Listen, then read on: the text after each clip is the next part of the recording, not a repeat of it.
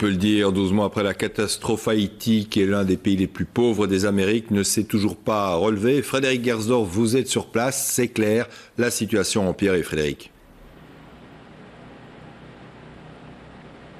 Oui, on peut véritablement parler d'une annus horribilis, d'une année de calamité pour les Haïtiens. Donc il y a évidemment le tremblement de terre en janvier, mais ils n'ont pas vraiment eu le temps de faire le deuil de leurs morts, car il y a rapidement eu la saison des pluies et un ouragan, Thomas, qui a véritablement fait des ravages dans les camps de tentes. Ensuite, vous avez le choléra, l'épidémie qui n'a toujours pas atteint son pic. Et enfin, toujours présente aussi actuellement une crise politique latente où l'explosion sociale menace vraiment à tout moment. Alors nous avons voulu voir comment les Haïtiens avaient vécu cette année extrêmement difficile. Alors nous sommes partis retrouver des personnes que nous avions rencontrées il y a un an. Nous avons notamment été dans un orphelinat. Mais tous les enfants n'ont pas cette chance, loin de là. Ici, sur les hauteurs de la ville, cette tente héberge 60 orphelins du tremblement de terre.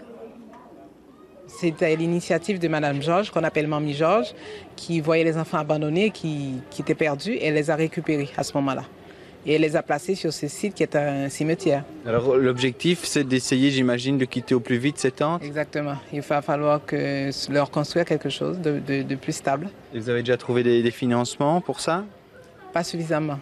Roger va à l'école chaque jour. Les enfants du centre, nous les retrouvons à l'école, juste à côté. Leurs uniformes, leurs crayons, leurs cahiers, tout est offert par une association namuroise. Pour se relever après le tremblement de terre, chacun avance donc à son rythme, un rythme fortement dépendant de l'aide internationale reçue.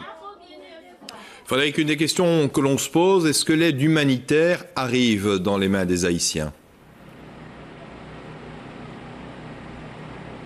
Alors elle arrive, mais de façon différente. Par exemple, quand vous avez un don d'une association, comme on l'a vu là, qui veut directement aider un petit groupe, et bien effectivement là il y a un lien direct entre l'argent et la façon dont il peut être utilisé. Là où c'est plus flou, entre guillemets, c'est quand on parle des grands dons des États par exemple. Il faut bien imaginer que la communauté internationale, comme on dit, avait promis 2,1 milliards de dollars pour Haïti en 2010, mais moins de la moitié de cette somme a effectivement été versée à ce jour.